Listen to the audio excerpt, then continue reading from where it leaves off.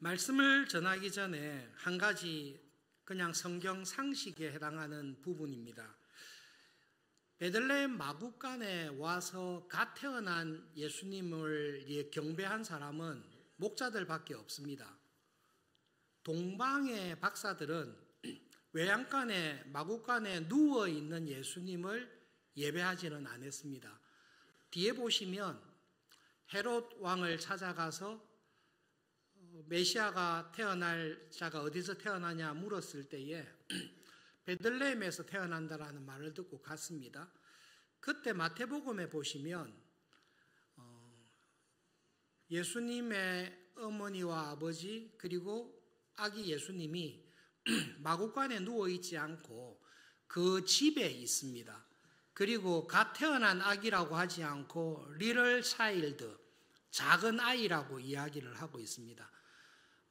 사소한 것일 수는 있지만 예수님께서 탄생하는 그 날에 외양간에 여물통에 누워있는 갓 태어난 아기 예수님을 찾아와서 경배한 사람들은 목자들밖에 없습니다. 베들레헴에서 마리아와 요셉 예수님이 머물러고 있었던 집, 그래서 동방의 박사들이 와서 경배했던 그 집이 어딜까라고 했을 때 이 부분에 관해서 가장 많이 알고 있다라고 인정받는 사람은 알프레드 에델샤임이라는 탁월한 유대인 랍비였다가 스코틀랜드의 개혁교회의 목사가 된 분입니다. 그분은 이 예수님께서 태어났던 그 여관, 그 집에서 호적을 하고 난 다음에 그 집에서 당분간 머물렀을 것이다. 머물고 있는 기간 중에 동방의 박사들이 그쪽에 찾아와서 어린아이를 보고 경배하고 예물을 드리고 갔습니다. 헤롯을 만났을 때에 동방의 박사들이 에델샤임에 의하면 2년 전부터 별을 관측해 왔다라고 말을 한 것으로 보입니다. 그래서 헤롯은 동방의 박사들이 떠난 이후에 넉넉하게 잡아서 만 2살 이하의 어린아이들을 다 죽이라 그렇게 명령을 한 것입니다. 본문으로 돌아가면 예수님께서 이 땅에 왜 오셨습니까? 라고 할 때에 여러분 하나님의 스케일과 계획은 우리의 계획보다 훨씬 크십니다. 하나님께서 예수님을 보내셨을 때는 하나님의 나라를 이 땅에서 회복하시기 위해서 보내셨습니다. 예수님께서 재림하실 것을 우리는 믿습니다. 그때는 이 땅의 모든 나라들이 하나님의 심판을 받고 하나님의 나라가 이 땅에 완성될 것을 우리는 믿습니다. 그 완성될 하나님의 나라를 시작하실 때에 성육신 하셔서 예수님께서 이 땅에 오신 것입니다. 예수님께서 이 땅에 오실 때 여러분 죄로 인하여 죽을 수밖에 없고 타락으로 인하여 신음하고 있는 세상의 모든 사람들을 하나님은 구원하기를 원하십니다. 그 하나님의 구원의 은혜, 생명의 복음을 전하러 왔을 때에 예수님은 알고 계십니다. 내가 이 구원의 은혜와 생명의 복음을 전하러 세상에 갈 때에 세상이 나를 환영하지 않을 것을 예수님은 아십니다. 여러분, 예수님을 따르는 우리들이 이 세상을 살아갈 때에 우리가 세상을 향해 사회와 국가를 향해서 하나님 나라의 복음을 전하고 구원의 은혜를 전할 때에 모든 세상 사람들이 우리를 반기고 좋아할 것이라는 것은 착각입니다. 자기 나라에 왔습니다. 자기 땅에 오셨습니다. 자기 백성들을 구원하기 위해서 오셨습니다. 그러나 예수님은 자기 나라의 백성들조차 자기 사람들조차 예수님을 영접하지 아니할 것이라는 것을 알고 오십니다.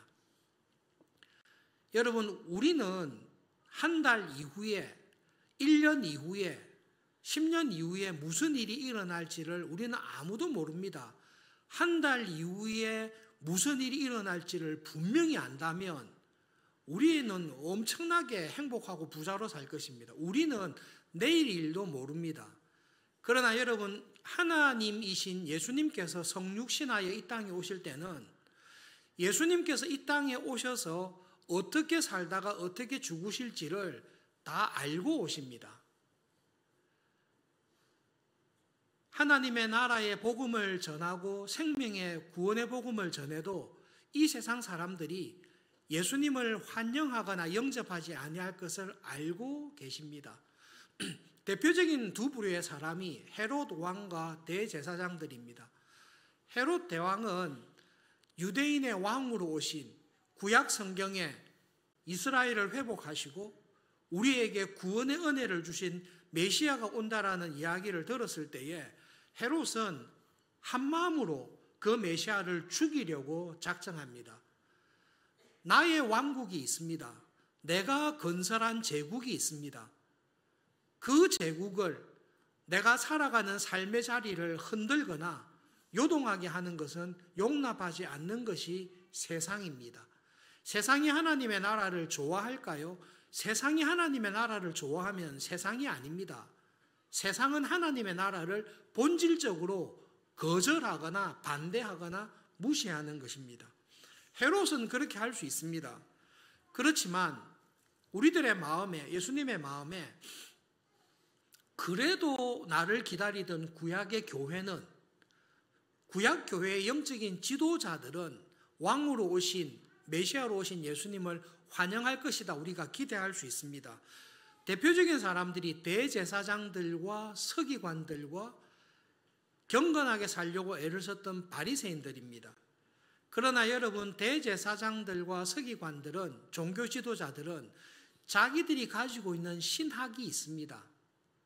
자기들이 가지고 있는 메시아에 관한 기대가 있습니다. 내가 가지고 있는 신학으로, 내가 가지고 있는 신앙적 배경으로 그 신앙적 기호에 맞지 않는 메시아라면 거절하는 것이 사람의 타락한 본성입니다. 예수님께서는 이 땅에 오실 때에 한 가지를 딱 각오하고 오십니다. 내가 모든 사람에게 구원과 생명을 주는 하나님의 구원의 복음을 전하고 하나님 나라를 선포한다 할지라도 이 세상은 나를 환영하지 아니할 것이다. 나를 영접하지 아니할 것이라는 것을 알고 오십니다. 그분은 하나님이십니다. 그분은 하나님이십니다.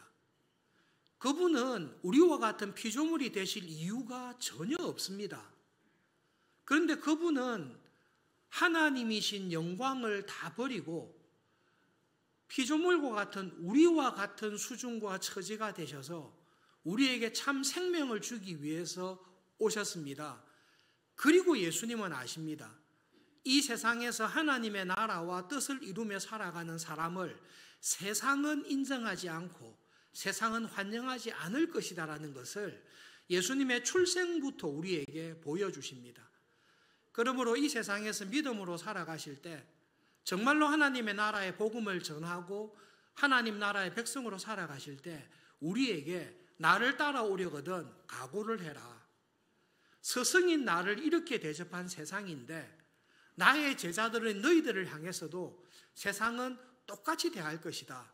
그러나 하나님 나라의 백성으로 이 세상의 환난과 박해에 흔들리지 말고 하나님께서 주신 사명, 하나님 나라의 백성답게 살아라. 그것이 하나님께서, 예수님께서 우리에게 보여주시는 말씀입니다. 예수님의 출생에 관해서 성경을 쭉 보면 이렇게 우리의 참 생명과 구원, 여러 번 실패하였던 하나님의 나라를 회복하기 위해서 오신 예수님께서 누구를 하나님 나라의 백성으로 부르십니까? 이분을, 이 메시아를 정말로 환영하고 영접하고 기뻐하고 그리고 이런 메시아를 주신 분을 하나님께 찬송한 사람은 목자들입니다. 목자들은 헤롯처럼 권력이 있는 사람이 아닙니다. 대제사장들이나 서기관들처럼 신학적 지식, 학식이 뛰어난 사람이 아닙니다. 바리새인들처럼 경건 생활에 열심히 있는 사람도 아닙니다. 그렇지만 이 목자들에게는 하나님의 말씀을 있는 그대로 믿는 순수한 믿음이 있습니다. 동방의 박사들이 왔을 때에 성경 박사들은, 신학자들은, 목회자들은, 장로들은 어디서 메시아가 태어날지를 압니다. 가르쳐 줍니다. 그런데 한 사람도 베들레헴에 가지 않습니다. 헤롯이 무서워서 안 갔을 수 있을 것입니다. 그렇지만 정말로 하나님의 약속의 말씀대로 메시아가 태어났다. 2년 전부터 그 별을 보면서 동방의 박사들이 수많은 예물을 가지고 수행원들을 데리고 그 먼 길을 이까지 찾아왔다. 그렇다면 상식적으로라도 그들과 함께 베들레헴에 가볼 만한데 한 사람도 그 말을 듣고도 가지를 않습니다. 아무것도 모르는 무식한 목자들에게 천사가 나타나서 이야기했습니다. 지금 베들레헴에 한 아이가 태어났다. 그 아이가 메시아다. 그 아이가 구세주다. 그 아이가 주다. 그렇게 이야기를 하시고 그 아이가 외양간의 여물통 안에 누워 있을 것이다 라고 이야기를 했을 때 목자들은 천사를 통해 주신 말씀을 순수하게 그대로 믿습니다. 목자들 가운데 한 사람도 양은 누가 지키지? 양 지켜야 되는데 그렇게 하지 않습니다. 생각해보자. 야, 그래도 다윗의 후손으로 이스라엘을 회복시킬 메시아라면 여물통에 누워있다는 게 좀 말이 안 맞지 않냐? 대표를 보내보자. 그렇게 하지 않습니다. 그냥 천사를 통해 하신 말씀을 딱 듣고 그렇다면 가보자. 빨리 가보자. 다 같이 가서 확인을 합니다. 더 놀라운 것은 이 목자들이 참 신기한데요. 천사를 통해 계시해 준 분은 메시아입니다. 오랫동안 기다리던 메시아입니다. 이스라엘 하나님의 나라를 회복시킬 구주이십니다. 그리고 주라고 말씀하셨습니다. 하나님과 같은 분이라고 말씀했습니다. 와서 봤더니 정말로 외양간에 여물통에 애가 누워 있습니다. 그게 좀 맞습니까? 여러분 사실 그게 좀 이게 맞습니까? 우리나라를 회복할 시대의 영웅이시고 세상의 구주시고 하나님과 같은 분이 오셨는데 꼬라지를 보니까 여물통에 애가 포대기에 쌓여 있습니다. 이거하고 믿으십니까? 그런데 목자들은 믿습니다. 이 모양, 이 모습으로 왔으나 하나님께서 그렇다고 하시면 믿습니다. 그리고 기뻐합니다. 하나님, 우리는 잘 모르지만 이 아이를 통해 메시아의 약속을 성취하시고 하나님의 나라를 회복시키시고 주님과 같은 분이 오셨다는 것을 어느 정도 이해하지는 모르지만 하나님 믿습니다 하고 기뻐하면서 찬송하며 돌아갔다라고 이야기를 합니다. 하나님의 나라는 세상의 우리의 기대와 달리 하나님께서 약속하신 것, 하나님께서 말씀하신 것을 순수하게, 무식하게가 아니라 순수하게 하나님께서 그렇게 말씀하셨으면 맞습니다. 우리는 그 말씀에 순종합니다. 그 말씀에 우리의 생명과 우리의 목숨을 겁니다. 그런 사람들을 통해 하나님의 나라를 이루어 가십니다. 여러분, 예수님을 영접한 사람들 그리고 하나님 나라의 백성의 삶이 어떠한지를 보여주신 분은 예수님이십니다. 예수님의 삶을 보실 때 예수님께서는 우리에게 구원의 길, 하나님의 나라를 여신 분뿐만 아니라 하나님 나라의 백성으로 하나님 나라의 시민으로 살아가는 우리들이 어떻게 살아야 할지를 우리에게 직접 자신의 삶을 통해 보여주셨습니다. 그 첫 번째가 말씀드린 대로 하나님 나라의 백성으로 살아갈 때에 세상의 환호와 환영에 기대하지 마십시오. 내 삶이 하나님께서 보시기에 어떠한지에 집중하시고 살아가십시오. 그렇게 살아가는 모습을 예수님께서 공생애를 통해서 쭉 보여주신 것입니다. 하나님께서 예수님의 삶을 보시고 정말로 너는 내 나라의 참 백성답다. 하나님 나라의 참 백성다운 삶이다라고 인정하시고 예수님에게 칭찬하실 때에 하나님께서 칭찬하신 것은 여러분 예수님의 비유를 통해서 나타나 있는데요. 예수님께서 수많은 비유를 통해 하나님 나라의 백성으로 살아가는 우리를 보시고 칭찬하실 때에 무엇을 보고 칭찬합니까? 딱 이 두 마디로 칭찬합니다. 너는 내가 보기에 참 착하다. 너는 내가 보기에 참 충성되다. 착하고 충성된 것으로 예수님께서는 칭찬하십니다. 이 칭찬을 하나님께서 예수님에게 그대로 하셨습니다. 예수님의 삶을 보면서 복음서를 쭉 읽어보십시오. 하나님께서 성경에서 예수님께서 엄청난 기적을 행하신 것, 수많은 사람을 먹인 것, 죽은 자를 살린 것, 위대하고 놀라운 일을 행한 것으로 칭찬하는 내용은 없습니다. 그 모든 것들은 그냥 계시에 지나지 않습니다. 그런데 하나님께서 예수님을 보시고 정말로 칭찬하시고 인정하신 것은 하나님께서 보시기에 끝까지 착한 길, 착한 자리를 떠나지 않습니다. 끝까지 하나님께 충성된 충성스러운 자리를 끝까지 지킵니다. 이 시험이 예수님에게 여러 번 옵니다. 대표적인 것이 여러분, 십자가에 달렸을 때에 사람들이 조롱하는 것입니다.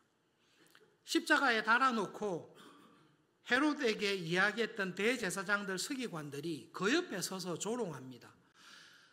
네가 정말로 메시아라면 내려와 봐라고. 네가 지금이라도 십자가에서 내려오면 내가 네가 메시아인 줄을 믿겠다라고 옆에서 조롱하고 모욕합니다.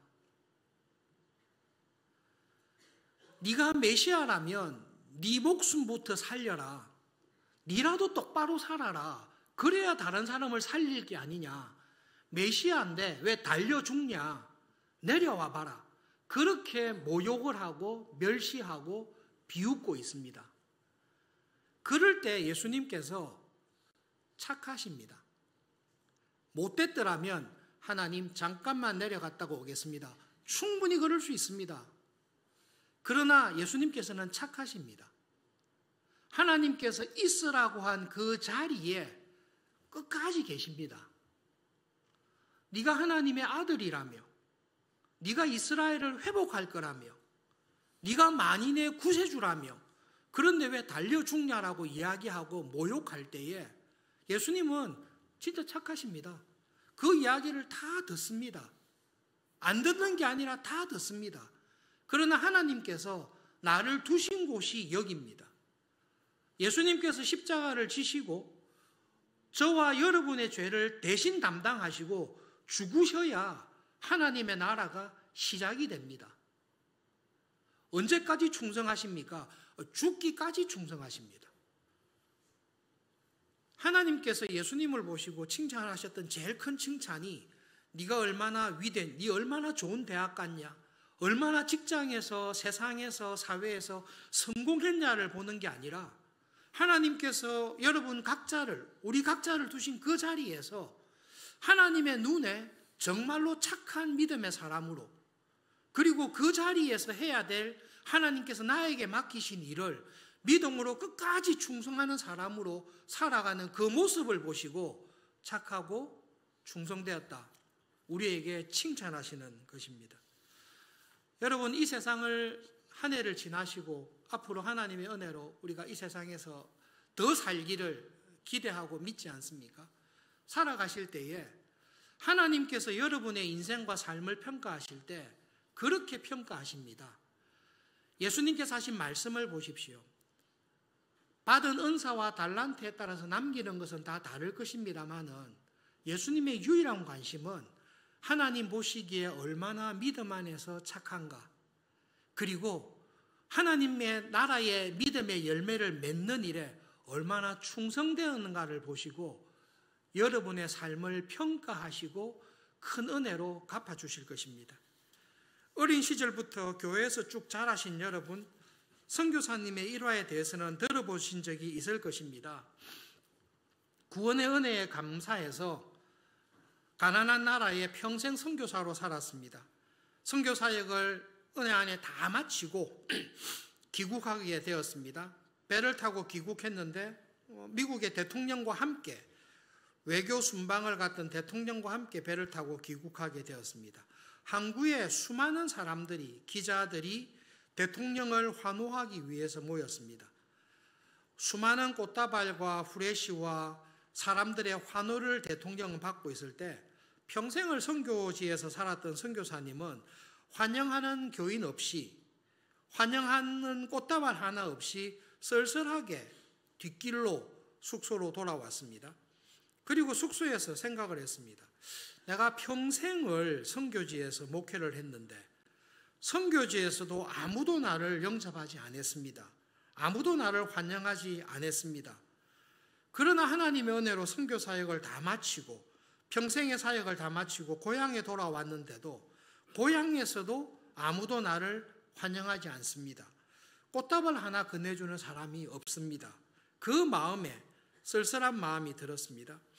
그러는 가운데, 기도하는 가운데 그 선교사님의 마음에 하나님의 음성이 들려오는 것을 느꼈습니다. 고향에 돌아왔는데도 아무도 너를 환영하지 않아서 실망했느냐. 그 다음에 하신 말씀이 너는 아직 고향에 돌아오지 않았지 않느냐. 내가 너의 고향에서 너를 기다리고 있다. 그 생각이 떠올랐습니다. 그렇지, 내가 돌아갈 본향이 홈랜드가 고향이 이 땅이 아니지. 이 땅에서 예수님께서 끝까지 착하시고 끝까지 충성되신 결과 십자가에서 죽으셨잖아요. 그것이 이 땅에서 하나님의 나라를 이루어가는 우리 신자의 삶입니다. 그렇구나. 하나님께서 고향에서 나를 기다리고 계시구나. 그 믿음 안에서 서운했던 마음, 오해했던 마음들을 크게 위로받았다는 이야기를 들으신 적이 있을 것입니다.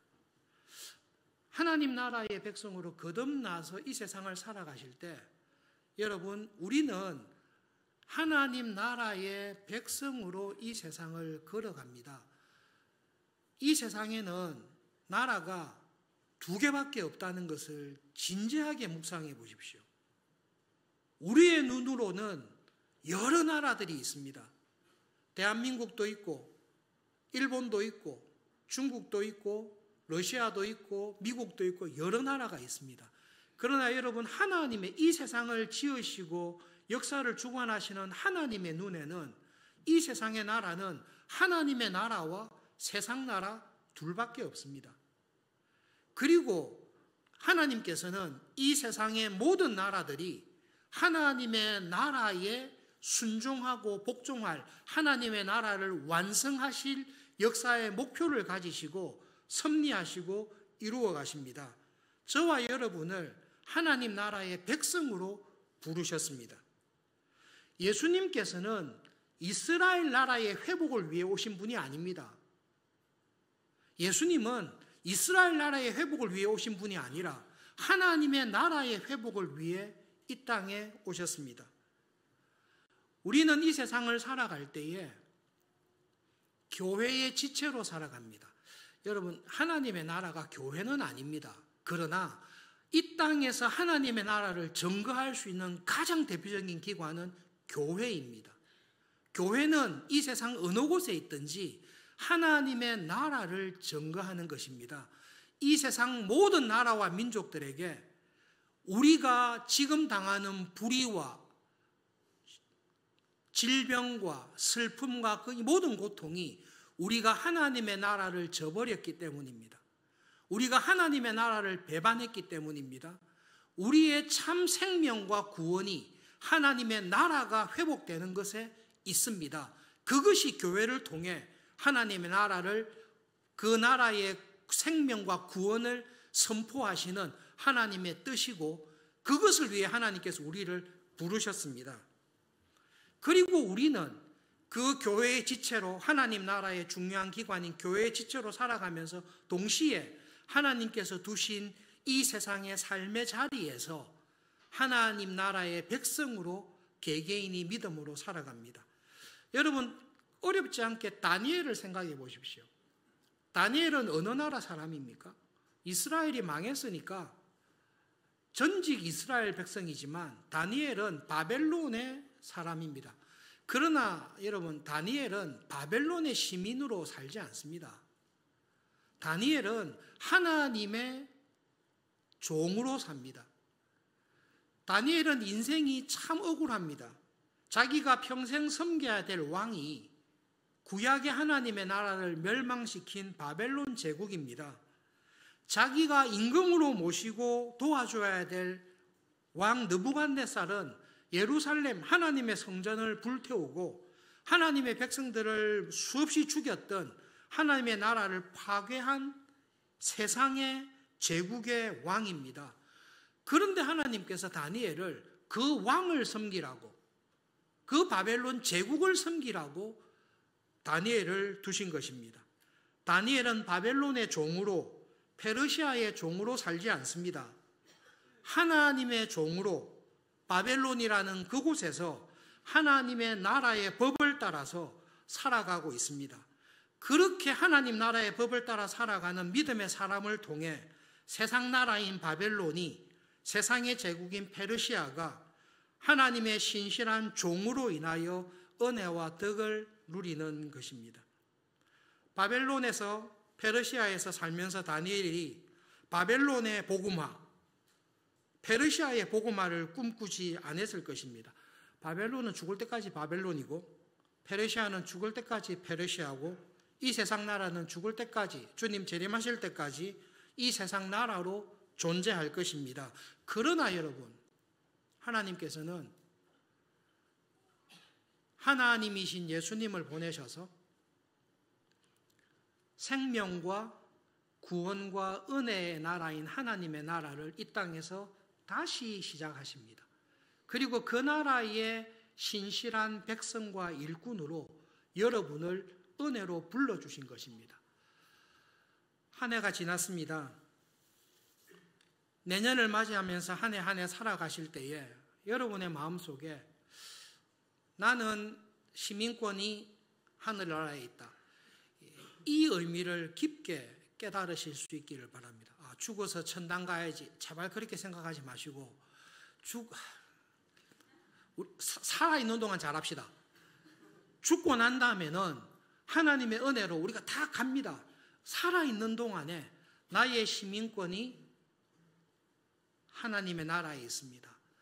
나는 이 땅에서 살아가는 동안 이 하나님의 나라가 어떤 나라인지, 이 하나님의 은혜가 어떤 은혜인지를 내가 먼저 풍성하게 경험하고 깨닫고 내 삶을 통해 이 하나님의 나라와 구원의 은혜를 이 세상에 증거하며 이 세상에 빛을 비추며 이 세상의 소금으로 이 세상에 생명을 주는 하나님의 나라의 백성으로 내 삶을 살아야 되겠다.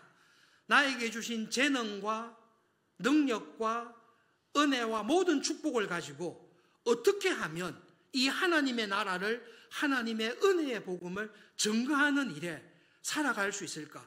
어떻게 하면 하나님을 떠나 소망 없는 가운데 살아가는 이 세상을 하나님께로 돌릴 수 있을까? 그 하나님 나라의 일꾼으로 저의 남은 삶을 써주십시오.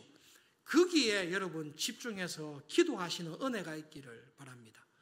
하나님의 나라를 증거할 수 있는 가장 대표적인 기관이 교회입니다. 교회입니다. 세상이 교회를 볼 때에 하나님의 나라가 저렇겠구나, 하나님의 생명과 구원과 위로가 저기에 있구나라는 것을 교회가 보여줘야 될 사명과 책임이 있습니다. 그리고 여러분, 하나님께서 여러분에게 주신 달란트가 다 다를 것입니다. 그러나 여러분, 하나님께서 나에게 주신 은사와 달란트를 잘 깨달으시고 나를 두신 그 자리에서 세상이 보기에 뿐만 아니라 하나님께서 보시기에 정말 착하다, 정말로 이런 상황 속에서 네가 하나님 나라의 백성으로 이렇게 살아간다니 정말 착하고 정말로 충성되다, 그런 칭찬과 인정을 받으시는 그런 삶을 살아갈 수 있기를 정말로 바랍니다. 여러분, 그러기 위해서 어떻게 하셔야 됩니까? 예수님께서 하신 목자와 양의 비유를 깊게 묵상해 보십시오. 나는 선한 목자다. 선한 목자는 각각의 양의 이름을 불러서 인도하십니다. 서울중앙교회 교인들 따라오너라 그렇게 하지 않습니다. 나의 이름을 부르시고 나에게 내가 가야 될 길을 말씀해 주십니다. 그러므로 여러분, 한 해 한 해 살아가실 때에 목자이신 주님께서 나에게 하시는 음성을 들을 수 있는 자리에 계셔야 됩니다. 목자의 음성을 들을 수 있는, 은혜 받을 수 있는 기도의 자리에, 목자의 음성을 듣고 깨달을 수 있는 예배의 자리에, 말씀의 자리에 항상 거하면서 주님의 음성을 들으셔야 됩니다. 우리가 하는 말로 교회 벽 타고 다니시면 위험합니다. 벽 잘못 타다가 한 발자국 나가면 목자의 음성이 들리지 않는 그 순간 길 잃어버린 양이 될 수밖에 없습니다. 하나님께서 주시는 은혜가 매해 풍성해지시기를 바랍니다. 그래서 하나님께서 여러분 한 분 한 분을 보실 때에 작년보다 훨씬 착하군, 이 착함이 견고해졌군, 작년보다 더 충성되구나, 내가 이렇게 착하고 충성된다면 내가 마음에 계획한 것을 여러분을 통해서 내가 다 이루고 싶다, 그 하나님의 기대에 부응하며 살아갈 수 있도록 은혜를 주십시오. 우리 서울중앙교회가 그런 교회가 되게 해 주십시오. 그런 하나님 나라의 백성으로 살아가는 은혜를 저에게 더 주십시오. 그 기도를 하시면서 그 은혜 안에 살아가실 수 있는 모두가 되시기를 진심으로 바랍니다. 말씀을 기억하면서 기도하겠습니다. 하나님, 하나님의 구원의 은혜를 더 풍성하게 깨닫는 은혜를 주십시오. 하나님, 지금까지 살아왔던 삶보다 앞으로 내년을 살아갈 때에 하나님 나라의 착하고 충성된 백성으로 더 살기를 정말로 소원합니다. 그 은혜를 주십시오. 함께 기도하겠습니다.